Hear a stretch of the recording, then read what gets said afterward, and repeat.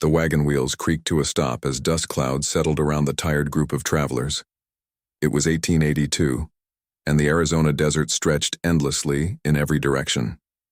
The sun was setting, painting the sky orange and red, but nobody was enjoying the beautiful view. Rebecca held her baby boy close to her chest. Little Daniel had been sick for 3 days now, and his tiny body felt so hot against her arms. She had tried everything: cool water on his forehead, singing lullabies, even the medicine the other women had shared. But nothing worked. The fever kept getting worse. "We need to keep moving," called out Tom, the wagon train leader. His voice was rough from shouting orders all day. "Apache country ain't safe after dark. We stop here too long, we might not see morning." Rebecca looked down at her son. His breathing was so shallow now, so quiet. Her heart felt like it was breaking into a million pieces. Just 2 weeks ago, her husband William had died from the same sickness that was taking travelers one by one. Now she might lose Daniel too. The other families were setting up their camps in a hurry. Everyone was scared. Stories about Apache raids had been spreading through the group for weeks. People spoke in whispers about attacks on other wagon trains, about families who never made it to their new homes. But Rebecca couldn't think about danger right now. All she could think about was her baby getting sicker and sicker. She had left everything behind in Missouri. Her mother's house, her friends, the life she knew. William had promised her a better life in California. He said they would have a farm, maybe some cattle. Daniel would grow up strong and free in the wide open spaces. Now William was buried somewhere back in New Mexico territory. She didn't even have a proper grave marker to remember him by. Just a pile of rocks and a wooden cross that would probably blow away in the first big storm. "Ma'am, you doing all right over there?" called out Mrs. Patterson from the next wagon. She was a kind woman with 4 children of her own, but Rebecca could see the worry in her eyes. Everyone knew what was happening to little Daniel. Rebecca tried to answer, but no words came out. She just nodded and held her baby tighter. The desert air was getting cold now that the sun was going down. She wrapped Daniel in the only blanket she had left, the one her mother had made before they left Missouri. That night, as the camp grew quiet, Rebecca felt Daniel's breathing stop. She sat there in the darkness, holding him, hoping maybe she was wrong. Maybe he was just sleeping, very deeply. But deep in her heart she knew. Her little boy was gone. She didn't cry right away. The tears wouldn't come, she just sat there rocking back and forth, humming the lullaby she used to sing to him every night. The same song her mother had sung to her when she was small. When morning came, Rebecca knew she had to tell the others. But she already knew what they would say. They couldn't waste time on a proper burial. They had to keep moving. The desert was dangerous, and every hour they stayed in one place was another chance for trouble. "I'm sorry for your loss," Tom said when she told him. His hat was in his hands and he looked genuinely sad. "But you know we can't stay here long. This is Apache land. We dig around here, make noise. We might attract attention we don't want." "He needs a proper burial," Rebecca said quietly. "He's just a baby. He deserves that much. Ma'am, I understand how you feel, I really do. But I got 23 other people to think about. Families with children still breathing. We can say some words, wrap him up nice. But then we got to move." Rebecca looked around at the other families. Some of them looked sorry for her. Others just looked scared and impatient. They wanted to get moving. They wanted to get out of this empty, scary place. "Please," she whispered. "Just let me bury him properly. I'll catch up, I promise." "You can't stay out here alone," said Mrs. Patterson. "It's too dangerous. Anything could happen." But Rebecca had already made up her mind. That evening, when everyone was asleep, she would take Daniel and find a good spot. She would dig a grave with her own hands if she had to. Her son deserved better than being wrapped up and carried along like luggage. She had lost her husband. She had lost her home. She had lost her dreams of a new life. But she wouldn't lose her dignity.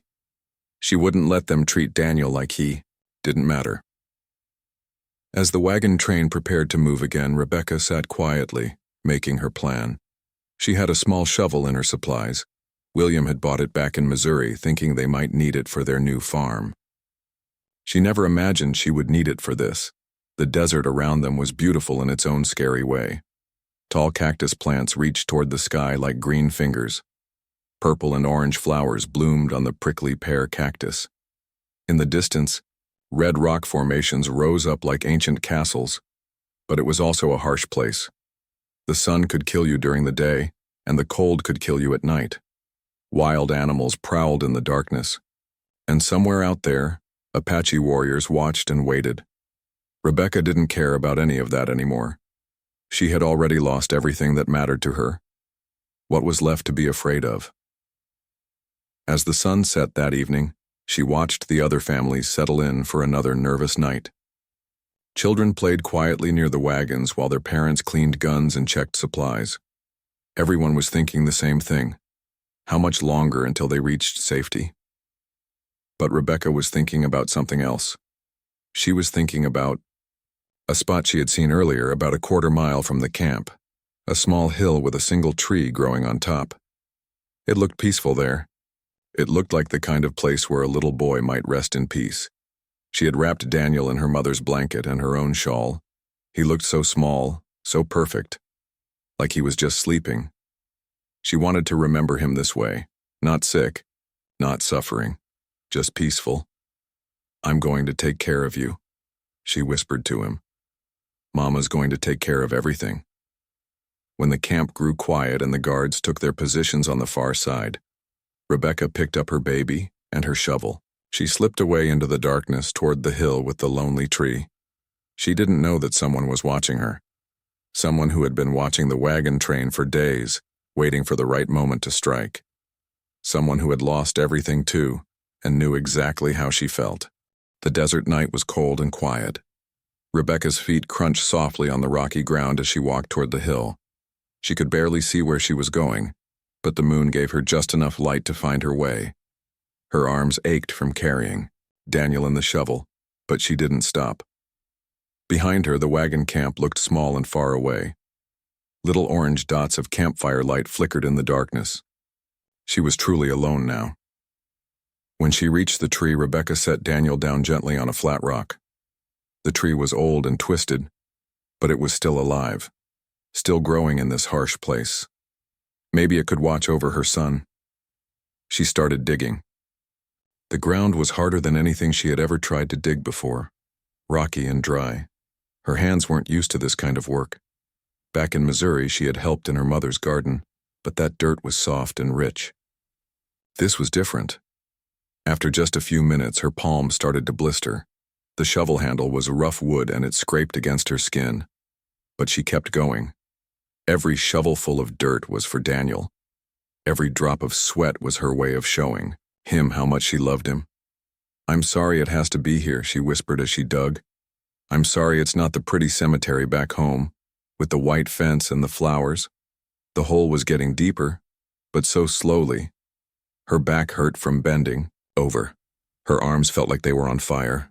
She had never done physical work like this before, but she wouldn't give up. That's when she heard it. A small sound, like a boot stepping on gravel.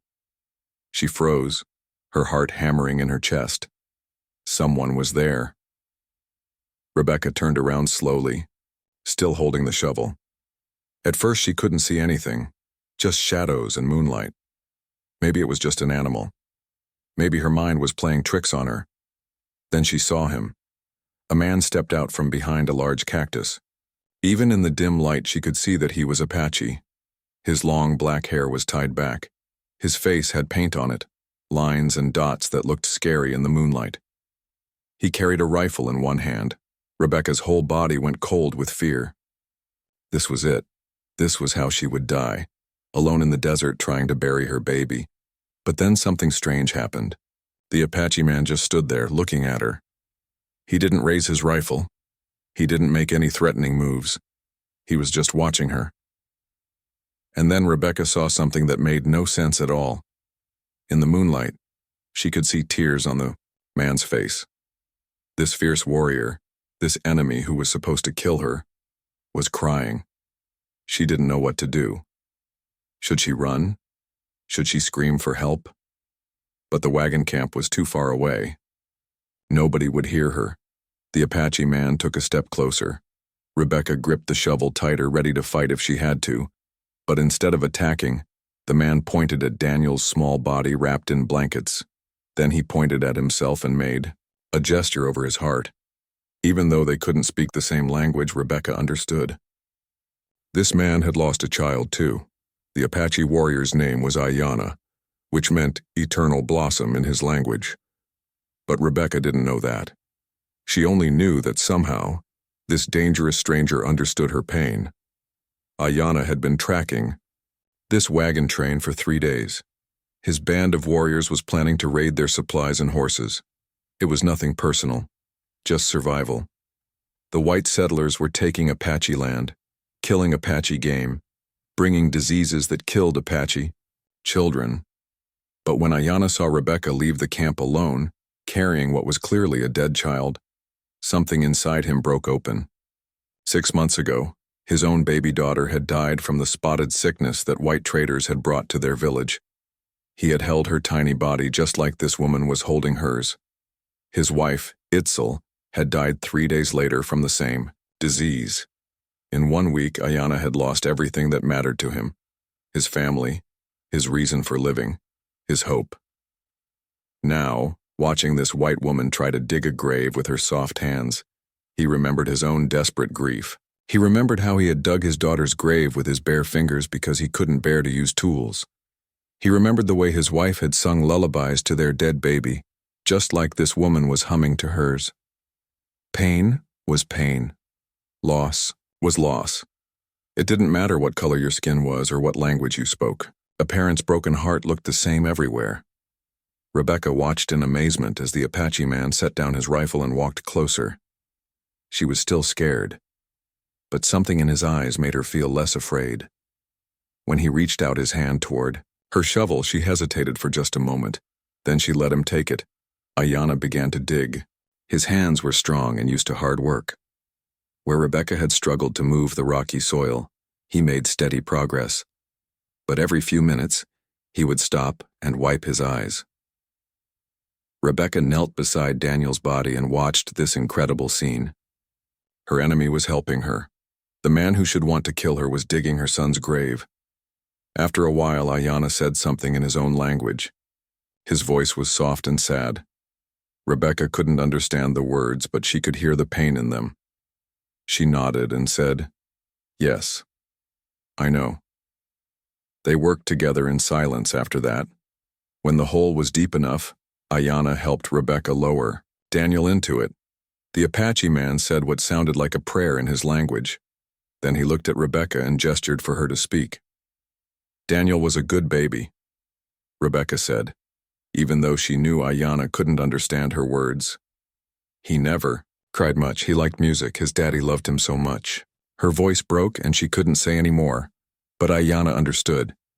He placed his hand over his heart and nodded. Then he began to fill in the grave, one shovelful at a time. As they worked, Rebecca began to see this Apache man differently. The war paint on his face couldn't hide the gentleness in his movements. The rifle he had set aside couldn't erase the kindness he was showing her. When they finished, Ayanna walked around the area and gathered smooth stones. He arranged them in a circle around the grave. Then he picked some small desert flowers and placed them on top. Rebecca watched him work, tears streaming down her face. Not just tears of grief for Daniel, but tears of gratitude for this unexpected kindness. As the first hints of dawn appeared in the eastern sky, Ayanna picked up his rifle.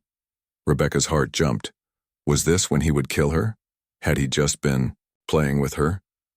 But instead, Ayanna pointed toward the wagon camp. He was telling her to go back, to return to her people safely. Rebecca looked at Daniel's grave one more time. It looked peaceful there under the old tree, surrounded by stones and flowers. Her son would rest in a beautiful place after all. She started to walk back toward camp, then stopped and turned around. "Thank you," she said to Ayanna. "Thank you." He nodded once, understanding even without knowing her words. Then he melted back into the desert shadows, leaving Rebecca alone with her memories and her changed heart. Rebecca walked slowly back toward the wagon camp as the sun began to rise. Her hands were dirty and cut from the rocks. Her dress was torn. Her whole body ached, but something inside her felt different. She had expected to die in the desert. Instead, she had found something she never could have imagined: compassion from a complete stranger. An enemy who had become a friend in the space of one night. When she reached the wagons, everyone was already awake and getting ready to move. Tom, the wagon leader, saw her coming and ran over. "Rebecca, where have you been?" "We were about to send search parties." His face was red with worry and anger. "You can't just wander off like that. This is Apache territory." "I buried Daniel," she said quietly. "I found a good place." "By yourself? In the dark?" Mrs. Patterson came over looking shocked. "Child, you could have been killed." Rebecca almost smiled. If only they knew.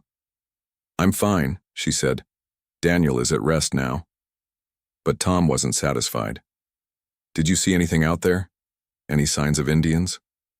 Rebecca hesitated. She thought about Ayanna and his gentle hands placing flowers on Daniel's grave. She thought about the tears on his painted face. She thought about how he could have killed her, but chose to help her instead. "No," she said finally. "I didn't see anything dangerous." It wasn't exactly a lie. Ayanna hadn't been dangerous to her. He had been the opposite. As the wagon train moved on through the desert, Rebecca rode in silence. She kept thinking about the Apache man and wondering about his story. Why had he been alone? Where was his family? What had he lost that made him understand her pain so deeply? What she didn't know was that Ayanna was still watching them. He followed the wagon train from a distance, moving from rock to rock, cactus to cactus, like a shadow. He told himself he was just making sure they left Apache territory safely. But, really, he couldn't stop thinking about the white woman with the sad eyes. Her face reminded him of Eitzel when their daughter first got sick. The same desperate love. The same helpless worry. The same willingness to do anything, sacrifice anything for their child. That evening, when the wagons stopped for the night, Rebecca found herself looking toward the hills. Was Ayanna out there somewhere? Was he watching them? She had saved a piece of bread from dinner. Without really thinking about why, she walked to the edge of camp and left it on a rock. Then she went back to her wagon. The next morning, the bread was gone. This became their strange routine. Every evening, Rebecca would leave food at the edge of camp. Every morning it would be gone. Tom and the other men thought it was animals taking the food. But Rebecca knew better. On the third night, she decided to wait and watch. She hid behind some rocks and kept very still. Just after midnight, she saw a familiar figure move silently toward the food. Ayanna was thinner than she remembered. His clothes were dusty from traveling. When he picked up the bread, she could see his hands shaking slightly. He was hungry. Rebecca stood up slowly so she wouldn't scare him. When Ayanna saw her, he froze. For a moment, they just looked at each other across the desert night. Then Rebecca did something brave. She walked closer and sat down on a rock about 10 feet away from him. She wasn't afraid anymore. She pulled out another piece of bread from her pocket and set it between them. Ayanna sat down too, but he kept his rifle close. Old habits died hard. They ate in silence for a while. Then Rebecca pointed to herself and said, "Rebecca." Ayanna understood. He pointed to himself and said, "Ayanna. Ayanna." Rebecca repeated, trying to get the sounds right. He nodded and almost smiled. Rebecca held up 2 fingers and pointed to herself, then made a gesture like holding a baby. She was trying to tell him she had 2 children. Then she held up 1 finger and pointed toward heaven. 1 child was gone. Ayanna understood. He held up 3 fingers and pointed to himself. 3 family members. Then he pointed toward heaven. All gone. Rebecca's heart broke for him. She had lost Daniel and William, but Ayanna had lost everyone. No wonder he looked so thin and tired. He was all alone in the world.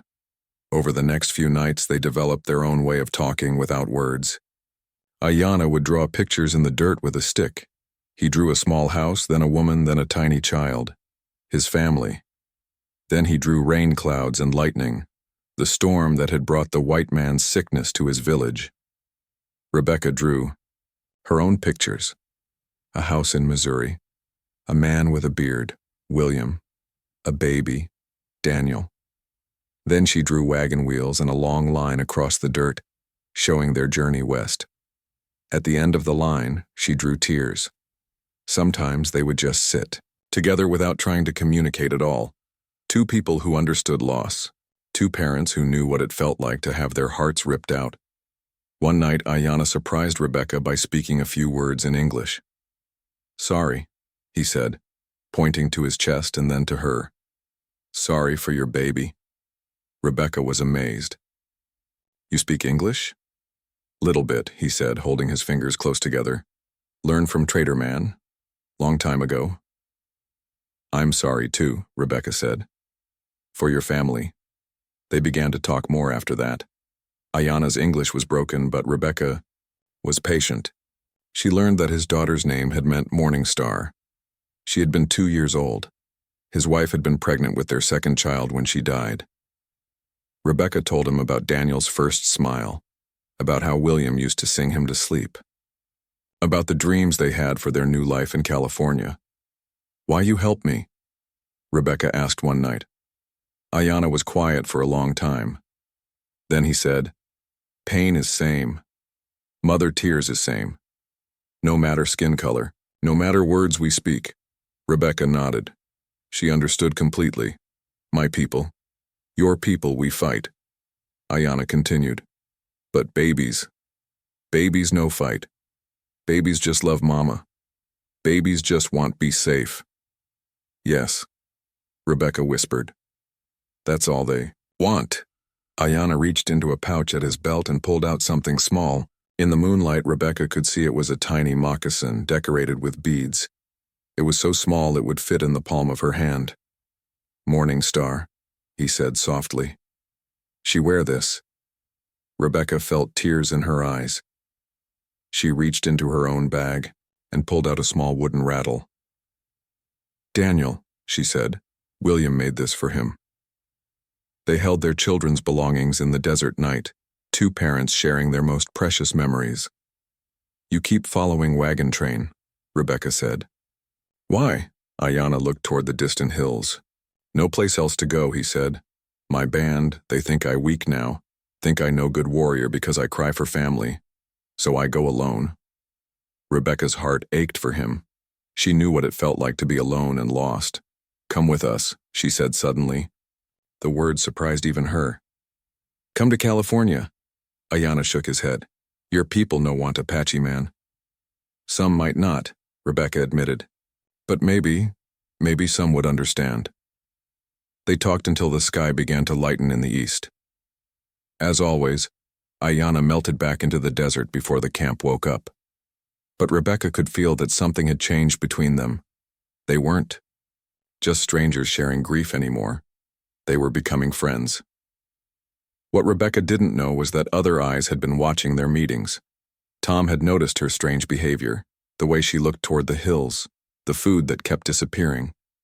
He was starting to get suspicious. And suspicion in Apache territory could be very dangerous for everyone. It was the 6th night since Daniel's burial when everything changed. Rebecca had been meeting with Ayanna every night, and their friendship had grown stronger. But she didn't know that Tom had been watching her. That evening, as Rebecca prepared to slip away from camp as usual, Tom stepped out from behind a wagon. "Going somewhere, Rebecca?" His voice was cold and suspicious. Rebecca's heart jumped. "I just needed some air. I can't sleep well since—" She didn't finish the sentence.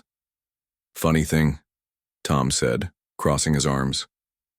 "Every night you go for air, food goes missing from our supplies.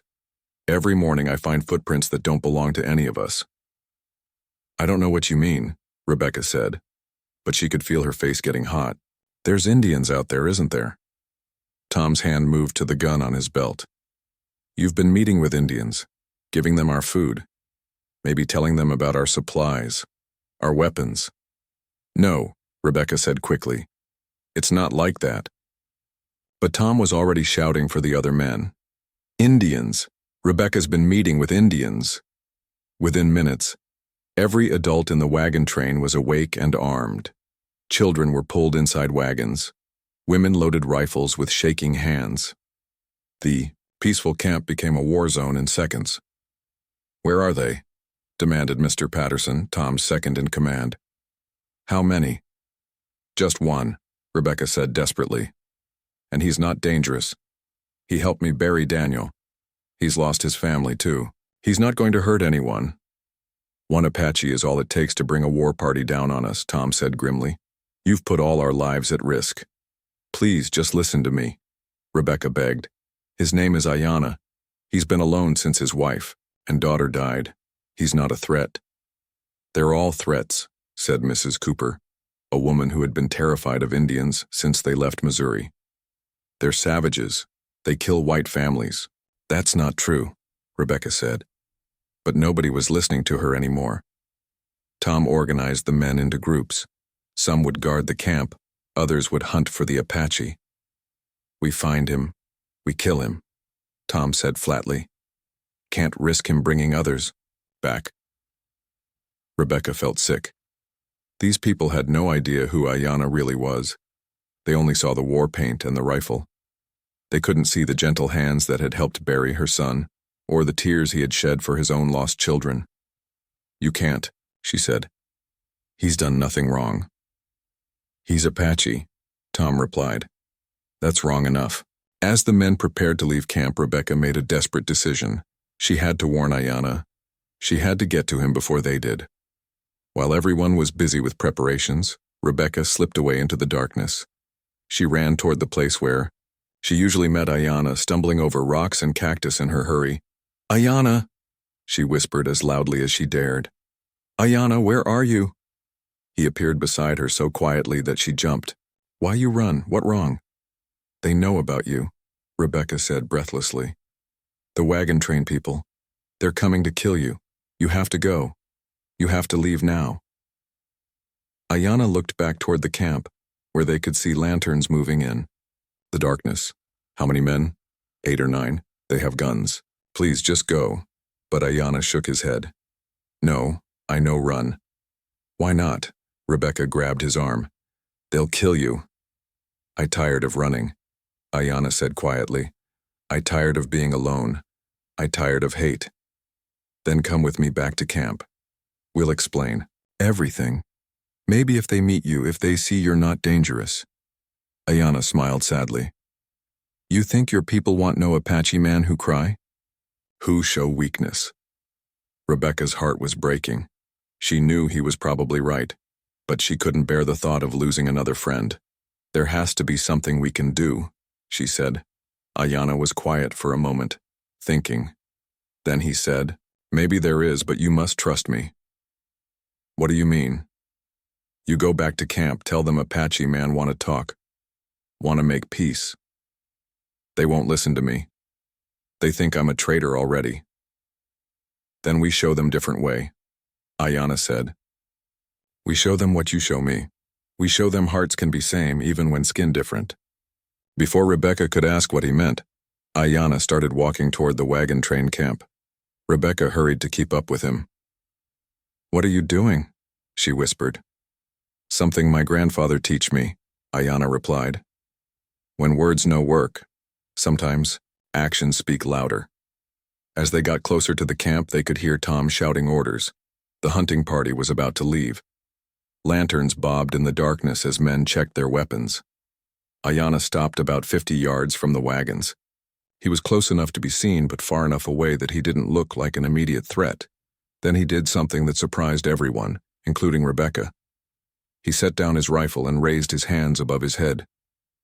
I come in peace, he called out in English. His accent was thick, but his words were clear. I want to talk.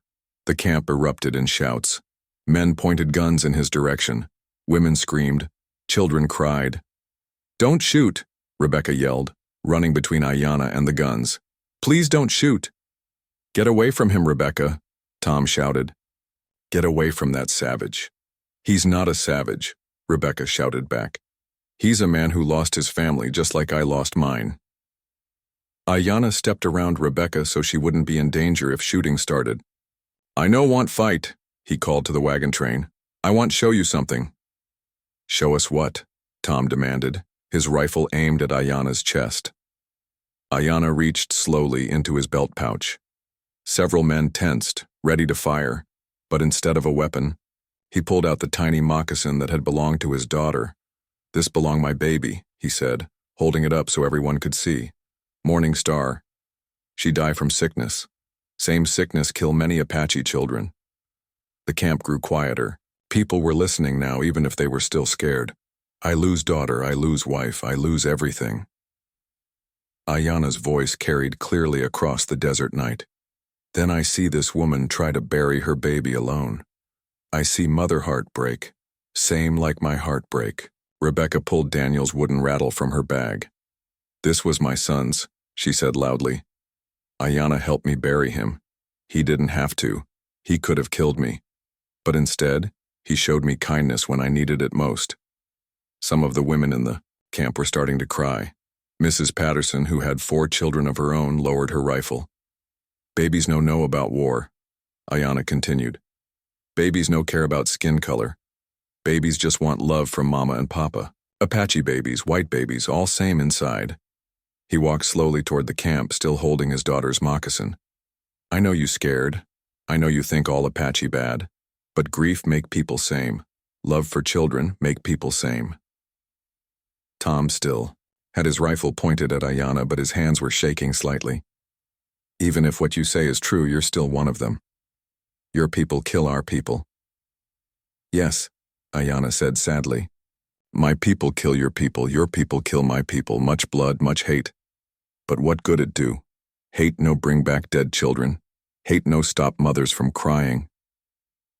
He stopped about 10 feet from the wagons and knelt down in the dirt. He placed his daughter's moccasin on the ground, then pulled out Daniel's rattle and placed it beside the moccasin.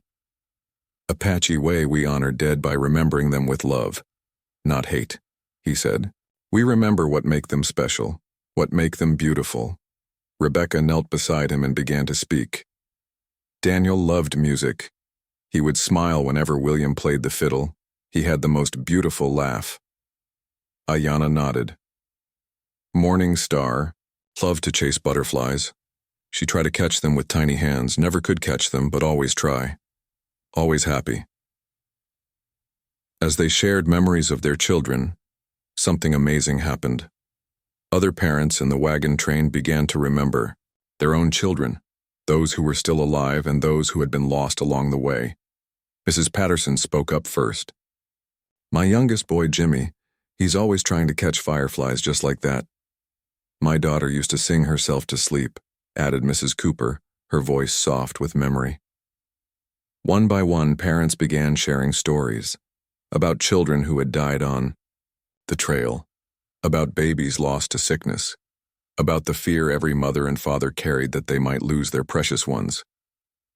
Tom was the last to lower his rifle. When he finally did, tears were streaming down his weathered face. I lost a son too, he said quietly. Back in Kansas. Fever took him when he was 3. Ayanna looked up at him with understanding. What his name?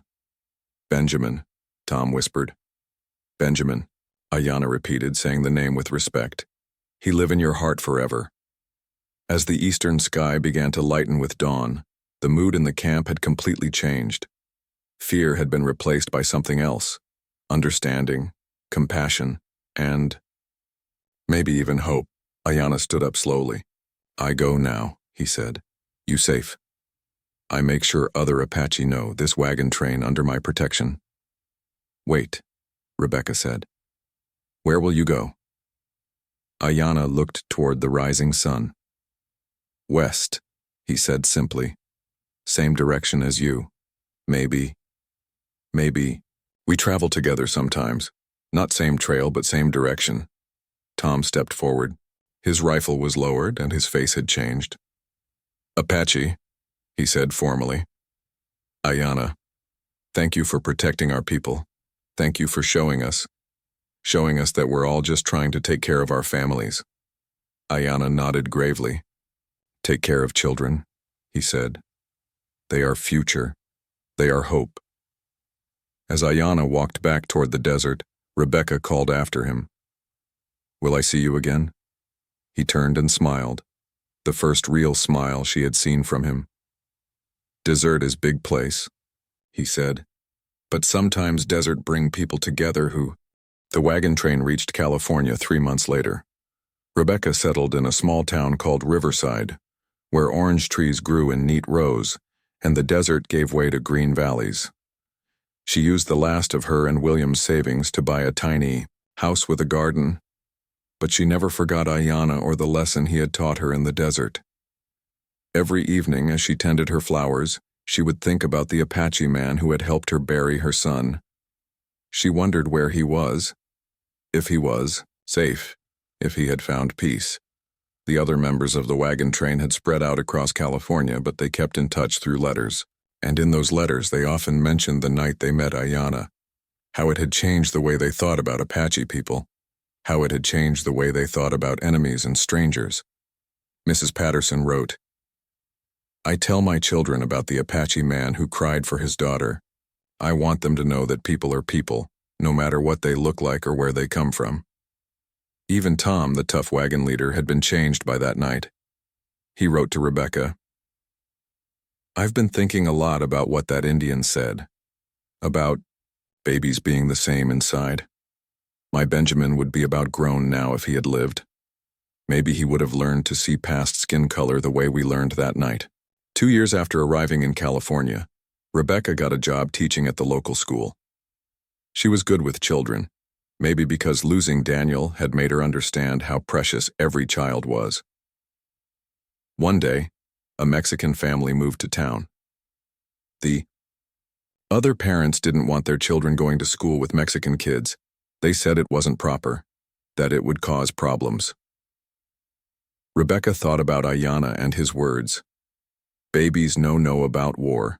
Babies no care about skin color.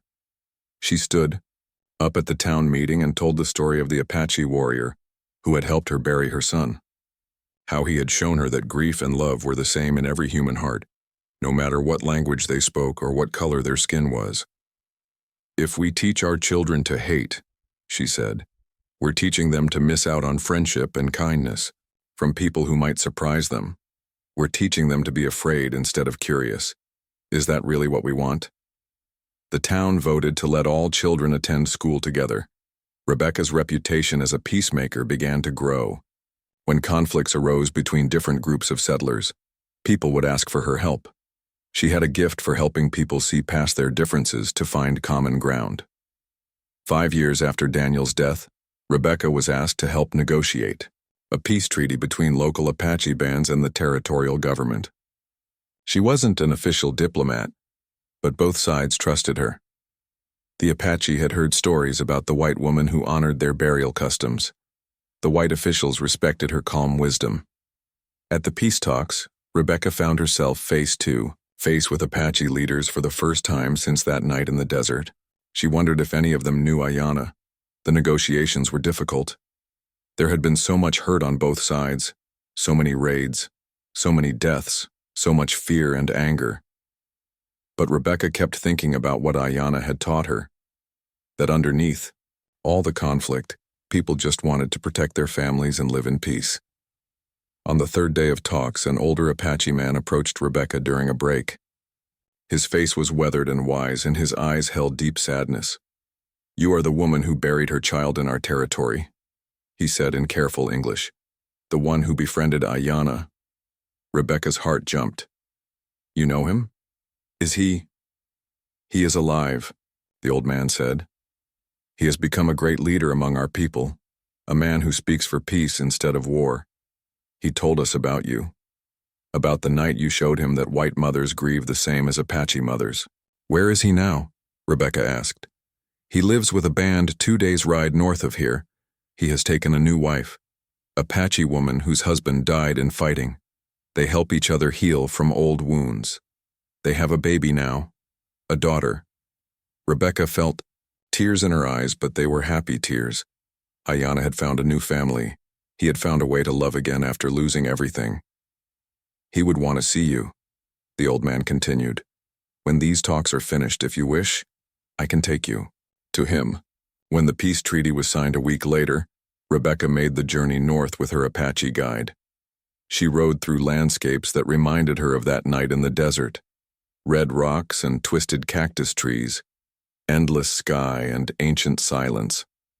Ayanna's village was small, maybe 30 people living in simple homes near a clear stream. When Rebecca arrived, children ran out to see the visitor. Their laughter reminded her of Daniel, and her heart ached with old grief. But it was a gentler ache now, mixed with gratitude for the time she had been able to love him. Ayanna emerged from one of the homes, and Rebecca barely recognized him. He looked healthy and strong. The deep sadness that had marked his face in the desert was still there, but it was mixed with something else now. Contentment, maybe even happiness. Rebecca, he said, walking toward her with a smile. My friend. They embraced like the old friends they were. Then Ayanna introduced her to his wife Nayeli, a gentle woman with kind eyes. She held a baby girl who looked about 6 months old. This is Esperanza, Ayanna said proudly. Her name means hope in Spanish, hope for better future. Rebecca held the baby and felt her heart fill with joy. Esperanza had her father's dark eyes and her mother's sweet smile. She was beautiful and healthy and loved. She's perfect, Rebecca whispered. That evening, the 3 adults sat around a fire while Esperanza slept peacefully in her mother's arms. They talked about their losses and their healing, about how pain had taught them to appreciate love more deeply. You changed my life that night, Ayanna told Rebecca. You showed me that enemies can become family if they are willing to see each other's hearts. You changed mine too, Rebecca replied. You taught me that compassion is stronger than fear, that kindness can cross any divide. Nayeli, who spoke some English, added softly, My husband tells our daughter about the white woman who honored Apache burial ways, who saw past skin color to find shared pain. When Esperanza is old enough, I want her to know that story. Why? Rebecca asked. Because she will grow up in a world where Apache and white people must learn to live together, Nayeli explained. She needs to know it is possible. She needs to know that understanding is stronger than hate. Rebecca stayed with Ayanna's family for 3 days. She helped Nayeli with cooking and baby care. She played with the village children, teaching them English words while they taught her Apache phrases. She felt more at peace than she had since losing Daniel. On her last evening there, Ayanna walked with her to a hill overlooking the village. They could see families gathered around their fires, children playing in the gathering dusk, men and women going about the comfortable routines of daily life. This is what we were all fighting for, Ayanna said quietly. Not land or gold or power. This the right to live peacefully with people we love. The right to raise our children without fear. Daniel would have loved this place, Rebecca said. He would have loved playing with Esperanza. He is here, Ayanna said gently, in the love you carry, in the peace you help create, in the children who grow up with less hate because of what you teach them. Rebecca nodded, feeling the truth of his words. When Rebecca returned to Riverside, she carried Ayanna's message with her. She continued teaching, but now her lessons included stories about different cultures and the importance of understanding between all people. She never married again, but she adopted 3 orphaned children over the years. 1 Mexican, 1 Chinese, and 1 Apache.